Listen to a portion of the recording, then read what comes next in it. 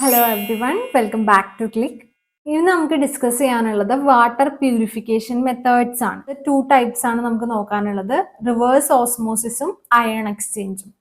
First one, reverse osmosis.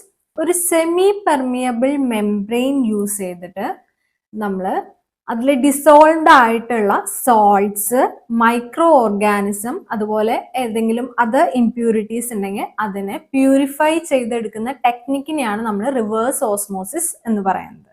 Reverse ഓസ്മോസിസിന്റെ principle നോക്കുകയാണെങ്കിൽ, വാട്ടറിനെ നമ്മൾ semi permeable മെംബ്രെയിനിൽ കൂടെ ഹൈ പ്രഷറിൽ കടത്തിവിടുകയാണ്. ഈ സെമി പെർമിയബിൾ മെംബ്രെയിൻ വാട്ടർ മോളിക്യൂൾസിനെ പാസ് ചെയ്യും, പക്ഷെ ഡിസോൾവ്ഡ് സോൾട്ട്സ്, ഓർഗാനിക്സ്, അതർ കണ്ടാമിനൻസിനെയൊക്കെ ബ്ലോക്ക് ചെയ്യും. റിവേഴ്സ് ഓസ്മോസിസിൽ മെയിൻ ആയിട്ട് 3 സ്റ്റെപ്സ് ആണ് വരുന്നത്. പ്രീ ട്രീറ്റ്മെന്റ് സിസ്റ്റം, അതായത് നമ്മുടെ സെമി പെർമിയബിൾ മെംബ്രെയിനെ എഫക്റ്റ് ചെയ്യുന്ന തരത്തിലുള്ള സാൻഡ് പാർട്ടിക്കിൾസോ ഡെബ്രിസോ തുടങ്ങിയിട്ടുള്ള പാർട്ടിക്കിൾസിനെ നമ്മൾ ആദ്യം റിമൂവ് ചെയ്യും. അതിനെയാണ് നമ്മൾ പ്രീ ട്രീറ്റ്മെന്റ് സിസ്റ്റം എന്ന് പറയുന്നത്. അടുത്ത പാർട്ട് എന്ന് പറയുന്നത് നമ്മുടെ റിവേഴ്സ് ഓസ്മോസിസ് മെംബ്രെയിൻ ആണ്. മെംബ്രെയിനിൽ കൂടെ നമ്മൾ പ്രഷർ അപ്ലൈ ചെയ്തുകൊണ്ട് സോൾട്ടി വാട്ടറിനെ കടത്തിവിട്ട് ഫ്രഷ് വാട്ടർ ആക്കി എടുക്കുന്ന പ്രോസസ്സ്.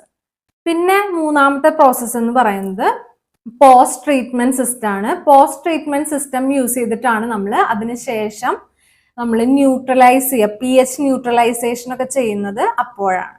അപ്പൊ ഈ 3 സ്റ്റെപ്സ് ആണ് റിവേഴ്സ് ഓസ്മോസിസിന്റെ കേസിലുള്ളത്. നമുക്കിത് എങ്ങനെ വർക്ക് ചെയ്യണമെന്നൊന്ന് നോക്കാം. ആദ്യം നമുക്ക് ഓസ്മോസിസ് എന്താണെന്ന് അറിയണം. ഓസ്മോസിന്റെ റിവേഴ്സ് ആണ് ഇവിടെ നടക്കുന്നത്. അപ്പൊ ഓസ്മോസിസ് എന്ന് പറഞ്ഞു കഴിഞ്ഞാൽ ഹയർ കോൺസെൻട്രേഷൻ ഉള്ളിടത്ത് നിന്ന് ലോവർ കോൺസെൻട്രേഷൻ ഉള്ളിടത്തേക്ക് പാർട്ടിക്കിൾസിന്റെ മൂവ്മെന്റ് ഉണ്ടാവുന്നതിനെയാണ് നമ്മൾ ഓസ്മോസിസ് എന്ന് പറയുന്നത്. അപ്പോൾ നമ്മളിവിടെ നോക്കുകയാണെങ്കിൽ നമ്മൾ സോൾട്ട് വാട്ടർ എടുത്തിട്ടുണ്ട്, ഒരു സെമി പെർമിയബിൾ മെംബ്രെയിൻ എടുത്തിട്ടുണ്ട്, ഫ്രഷ് വാട്ടർ എടുത്തിട്ടുണ്ട്. ഇവിടത്തെ സോൾട്ട് കോൺസെൻട്രേഷൻ എന്ന് പറയുന്നത് ഹൈ ആണ് കമ്പയർഡ് ടു ഫ്രഷ് വാട്ടറിലെ സോൾട്ട് കോൺസെൻട്രേഷൻ. അപ്പോൾ ബൈ ഓസ്മോസിസ് ശരിക്കും ഈ സോൾട്ട് പാർട്ടിക്കിൾസ് മൂവ് ചെയ്യേണ്ടത് ഇങ്ങോട്ടാണ്, ഓസ്മോസിസിന്റെ ഡയറക്ഷൻ അനുസരിച്ച്. പക്ഷെ നമുക്ക് ഇവിടെ വേണ്ടത് എന്താണ്? നമ്മുടെ സോൾട്ട് വാട്ടറിന് ഫ്രഷ് വാട്ടറിനെ ഈ മെംബ്രെയിനിൽ കൂടെ ഇപ്പുറത്തേക്ക്, അതായത് റൈറ്റ് സൈഡിലേക്ക് നമുക്ക് കൊണ്ടുവരണം.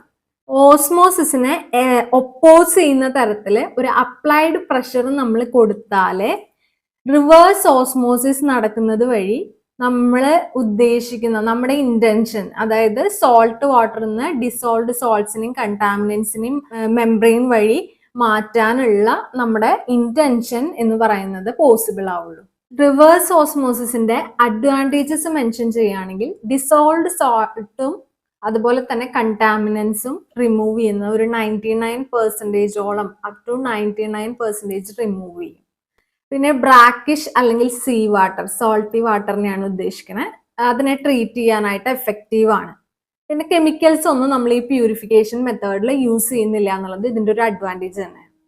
ഇനി ഡിസഡ്വാൻറ്റേജസ് നോക്കുകയാണെങ്കിൽ, നമ്മൾ പറഞ്ഞു ഓസ്മോസിസിനെ ഒപ്പോസ് ചെയ്യുന്ന തരത്തിൽ നമ്മൾ ഹൈ പ്രഷർ സോൾട്ട് വാട്ടർ സൈഡിൽ കൊടുക്കണമെന്ന്. അപ്പോൾ ഈ ഹൈ പ്രഷർ അപ്ലൈ ചെയ്യാൻ വേണ്ടിയിട്ട് നമ്മളൊരു പമ്പാണ് യൂസ് ചെയ്യുന്നത്. അതുകൊണ്ട് തന്നെ ഹൈ എനർജി കൺസംഷൻ ഉണ്ടായിരിക്കും. പിന്നെ മെംബ്രെയിൻ്റെ കേസിൽ റെഗുലർ മെയിൻ്റെനൻസ് ആവശ്യമാണ്. അതുപോലെ വേസ്റ്റ് വാട്ടർ അല്ലെങ്കിൽ റിജക്റ്റ് വാട്ടർ ജനറേറ്റ് ചെയ്യും. ഇനി നമുക്ക് സെക്കൻഡ് മെത്തേഡ് നോക്കാം. അയൺ എക്സ്ചേഞ്ച് മെത്തേഡാണ്. ഇതൊരു കെമിക്കൽ വാട്ടർ ട്രീറ്റ്മെന്റ് മെത്തേഡാണ്. ആസ് ദ നെയിം ഇൻഡിക്കേറ്റ്സ്, അയേൺസിനെ എക്സ്ചേഞ്ച് ചെയ്യാണ് ചെയ്യുന്നത്. അതായത് ഹാർഡ്നെസ്സിന് കാരണമാവുന്ന കാൽഷ്യം, മഗ്നീഷ്യം പോലെയുള്ള അയോൺസിനെ ഡിസൈറബിൾ അയോൺസ് വെച്ചിട്ട് റീപ്ലേസ് ചെയ്യാണ് ചെയ്യുന്നത്.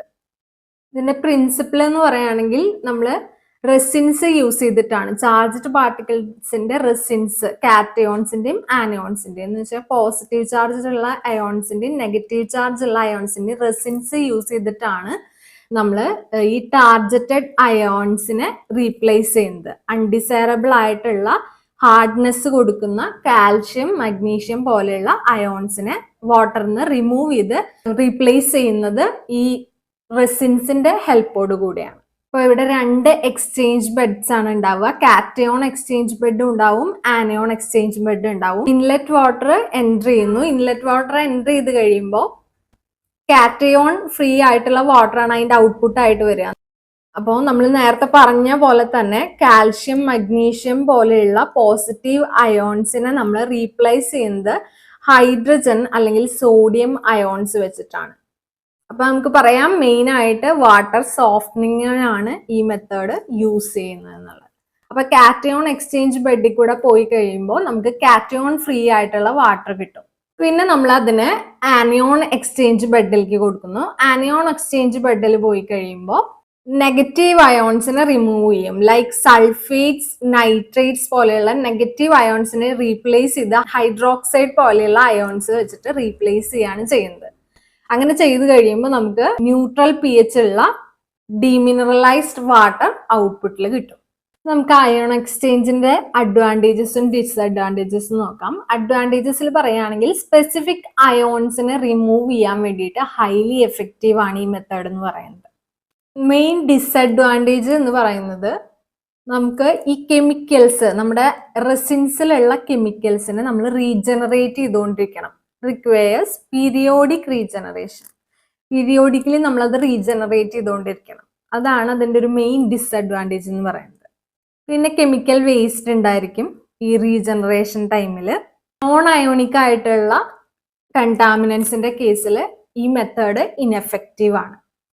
Water treatment and purification method ഇവിടെ വൈൻഡപ്പ് ചെയ്യാണ്.